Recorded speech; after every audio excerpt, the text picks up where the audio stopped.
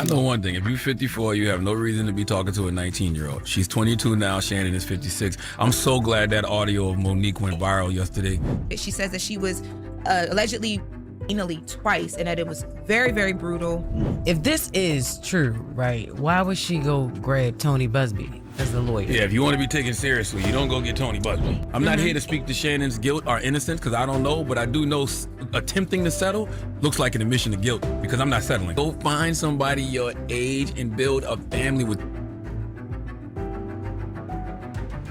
Shannon Sharpe's name exploded across headlines when Charlamagne Tha God opened the Breakfast Club with a brutal reality check. New court filings accused Shannon of serious misconduct, with the alleged victim demanding a staggering $50 million in damages. Charlamagne's voice, sharp and urgent, immediately cut through the morning noise, setting the tone for a conversation nobody could ignore. Charlamagne didn't hold back. He questioned bluntly why a 54-year-old man would even be communicating with a 19-year-old in the first place. Shannon, now 56, and the woman, now 22, left a gap that felt impossible to explain away. Without even touching the deeper allegations yet, the optics alone were disastrous. From there, Charlamagne launched into an unfiltered breakdown of how Shannon's career had been built on the idea of authenticity. The underdog who made it from rural Georgia to NFL fame and later television stardom. But that authenticity, Charlamagne warned, came with a double-edged sword. When you build your brand on being real,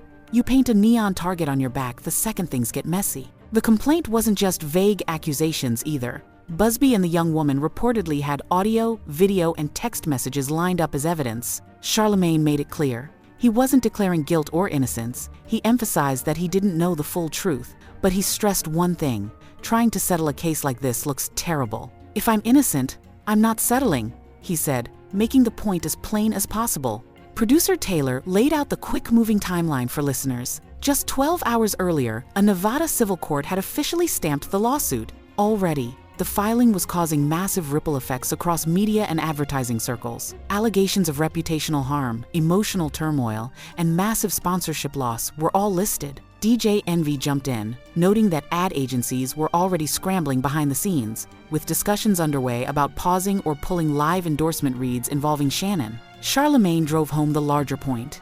In today's world, major endorsement deals have morality clauses built into every contract. If a brand smells controversy rising, they can cancel agreements immediately with no penalty. Shannon wasn't just facing a lawsuit.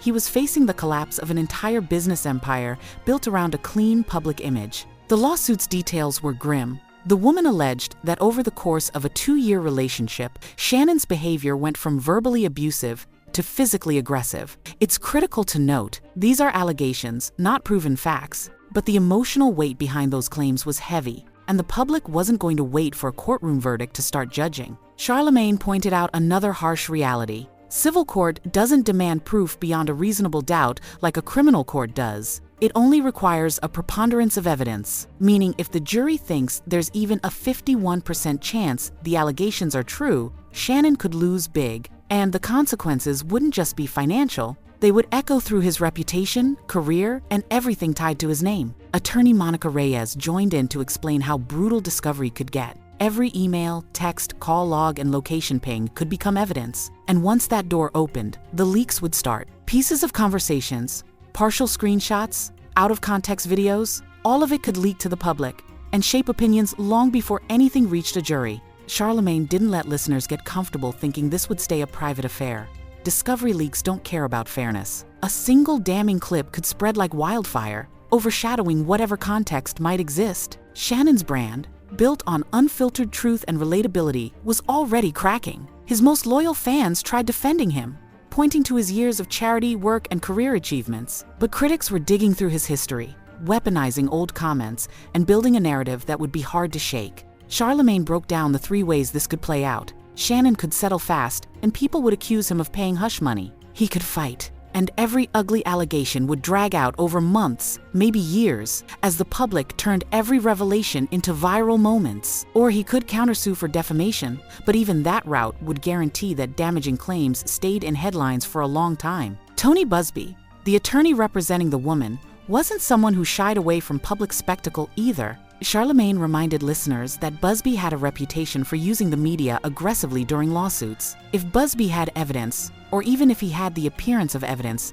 he was going to leverage it to maximum effect. There were already rumors flying online that the timing of the lawsuit was suspicious, coming shortly after news of Shannon's $100 million podcast deal. But Charlamagne cleared that up fast. According to Busby, discussions with Shannon's lawyers had started back in February, long before the podcast was even publicly announced. This wasn't an opportunistic cash grab that popped up overnight. It had been brewing quietly for months. DJ Envy jumped back in, pointing out the obvious. Shannon's employers were likely panicking behind the scenes. Midnight Zoom calls, frantic damage control meetings, nervous checks on social media sentiment. All of it was already in motion. Corporate sponsors don't like uncertainty, and Shannon's situation had suddenly become a giant question mark with flashing red lights around it. Charlamagne emphasized once again that in the court of public opinion, timing matters more than courtroom wins. Even if Shannon ultimately prevailed legally, the stain of these allegations would be hard to scrub away. Sponsors don't wait for verdicts.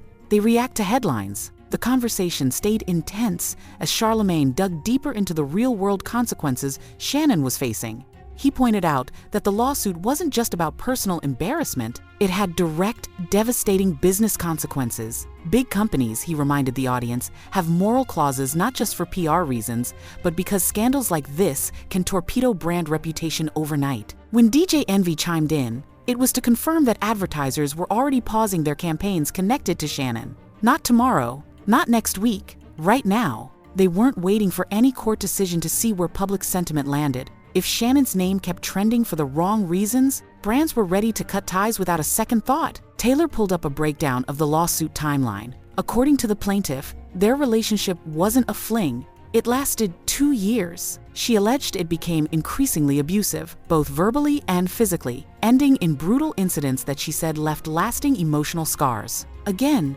Charlamagne stressed to listeners, these are allegations right now, but the way they were described in court documents was enough to make advertisers nervous even before a single verdict. Charlamagne didn't let anyone underestimate the power of perception in a civil case. In criminal court, it's beyond a reasonable doubt. In civil court, all it takes is a 51% belief, a little more than a coin flip, and millions could change hands. Just tipping the scales slightly could financially destroy someone, regardless of whether the public ever hears the full story. Monica Reyes jumped back on the line to unpack what the discovery process would look like. Emails, texts, flight logs, hotel records, everything was about to get dug up. Discovery wasn't just about finding evidence for trial anymore. In today's world, it was about feeding leaks that shaped narratives. She warned that both sides would start seeing private information being leaked to blogs and social media platforms long before any judge had a say. Charlamagne made it clear, in the public arena, discovery leaks can do far more damage than any courtroom battle ever could. A single out-of-context clip, a blurry screenshot, a partial text message if it landed wrong. Shannon could lose everything before he even had a chance to testify. DJ Envy tossed in an even sharper point. Brands weren't just freezing campaigns temporarily. Some companies were already drawing up contingency plans to replace Shannon in future ad slots altogether.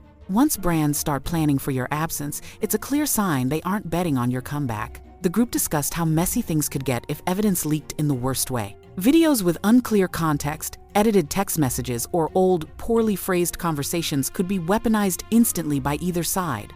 Once social media grabbed a narrative, there would be no slowing it down. Charlamagne warned listeners that no matter how much Shannon's team fought to control the message, the internet would carve its own version of the story. Monica Reyes explained that even if Shannon's legal team managed to suppress some evidence behind protective court orders, that wouldn't stop speculation from thriving. People assume the worst when evidence is hidden, and leaks almost always happen anyway. Once a whisper starts online, there's no reeling it back in. Taylor pointed out that there was already a growing split in the public. Shannon's diehard supporters were posting screenshots of his charitable donations and community service awards, while critics were dragging up old interviews and clips to paint him as manipulative and controlling. The division wasn't neat or polite, it was ugly and getting uglier by the hour. Charlamagne brought it back to real consequences. He outlined 3 possible roads ahead. First, if Shannon settled quickly, the public would almost certainly see it as an admission of guilt, no matter what the legal papers said. Second, if he chose to fight, the case would drag out painfully, with every leak making it worse. Third, If Shannon launched a countersuit for defamation, he might clear his name legally but still lose years of endorsement income, public goodwill, and media opportunities. Charlamagne stressed that none of these paths looked clean. All of them carried heavy costs. He also brought up Tony Buzbee again, reminding listeners that this wasn't some regular local attorney quietly pushing paperwork. Buzbee was a showman. His track record showed he didn't just file lawsuits, he weaponized them. His strategy wasn't limited to the courtroom. It was designed to create pressure through the court of public opinion. There were already rumors swirling that the lawsuit was a last-minute attempt to block Shannon's booming podcast career. But Charlamagne killed that rumor quickly. Buzbee himself said that talks between his team and Shannon's legal camp had started way back in February, long before any podcast deal was publicly announced. This wasn't some hastily thrown together cash grab. It was a calculated move timed with legal precision. DJ Envy pointed out something else. Shannon's television bosses weren't waiting around either. They were likely in closed-door meetings, trying to figure out how much fallout they were facing. Spreadsheets filled with social sentiment metrics, ad revenue projections, and backup host lists were probably already being circulated. In today's media landscape, nobody waits for a jury decision. They react instantly to protect their bottom line. Charlamagne painted the bigger picture for the audience. Even if Shannon cleared his name legally down the road, the sponsors might still be gone forever. Public memory fades slow. Brand risk assessments move fast. A viral scandal, even if ultimately proven false, could close doors Shannon would never be able to reopen. Charlamagne kept hammering the real cost of scandals like this. He explained that brands, advertisers, and networks weren't sentimental. They didn't sit around debating morality or waiting for justice to play out. They followed trends and protected their money, and Shannon's name was quickly becoming a liability. Monica Reyes rejoined to explain another harsh truth. Once a civil lawsuit like this hits, even without a conviction, a public figure's entire digital footprint becomes fair game. Anything Shannon said in interviews, podcasts, social media posts, anything at all, could be pulled up, dissected, twisted, and weaponized against him. And it didn't even have to be related to the case directly. Once character comes under fire, the floodgates open. Charlamagne pointed out that even Shannon's fans, who wanted to defend him, couldn't stop what was coming. Civil discovery would dig up private messages, old voicemails, location records, and with a case this big, leaks were almost guaranteed. Whether by accident or design, partial evidence would make its way to the public, and the public would not be kind. DJ Envy threw in another ugly reality. Even if the evidence ended up clearing Shannon, most people wouldn't stick around long enough to hear the full story. In today's digital world, first impressions go viral. Corrections barely trend. That's the way it works. Taylor read live updates from social media, where clips from the Breakfast Club's earlier conversation were already being sliced into 15-second sound bites. Charlamagne's comments, whether nuanced or not, were getting reposted with clickbait captions like "Charlamagne destroys Shannon Sharpe." No context, no caution, just a race for views. Charlamagne shook his head and admitted the media, including himself, played a role in that cycle. Every rushed opinion, every viral clip added fuel to fires that often burned people down before facts even caught up. He urged people in the industry, especially morning radio hosts, TikTok commentators, and YouTubers, to remember the word alleged wasn't just legal jargon, it was essential for fairness. Meanwhile, Monica Reyes explained that discovery deadlines were already on the horizon. Preliminary document exchanges could start within 30 days. Motions could be filed in 60. Depositions might not happen for 6 months, but at every step, there was a chance new pieces of information, real or misunderstood, would leak out and reshape the narrative all over again. Charlamagne described it like a ticking clock, warning that if leaked deposition snippets hit social media before trial, the court of public opinion would decide the verdict long before the legal system did. A listener named Sophia from Queens called in, asking whether Shannon could pivot his career if things went completely sideways. Could he leave traditional broadcasting and build his own subscription-based platform? Charlamagne considered it. Maybe. He referenced examples like Mike Tyson, who rebuilt his public image through personal branding. But he warned that while owning your own content offered freedom, it also meant a smaller, riskier audience. It wouldn't be easy. Charlamagne returned to the deeper emotional angle. Shannon's whole image was based on beating the odds, dirt road Georgia kid to NFL champion to media personality. But the same underdog story that endeared Shannon to millions could now work against him. People loved a hero's journey, but they also loved to tear heroes down even faster. Taylor read breaking news on air. A former colleague of Shannon's had just issued a public statement defending him, vouching for his professionalism and respectfulness. It was a good moment for Shannon's supporters, but Charlamagne warned not to get too comfortable. A handful of character references wouldn't erase the allegations or the damage already being done in the public square. DJ Envy pointed out that even with strong personal testimonials, companies often make decisions based on fear, not loyalty. No matter how many people said Shannon was a good guy, the question brands were asking themselves was simpler: is it worth the risk? Charlamagne didn't sugarcoat it.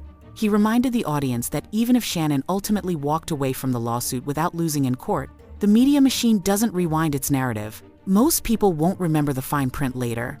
They'll remember the headlines now. There wasn't going to be a clean win here, Charlamagne said.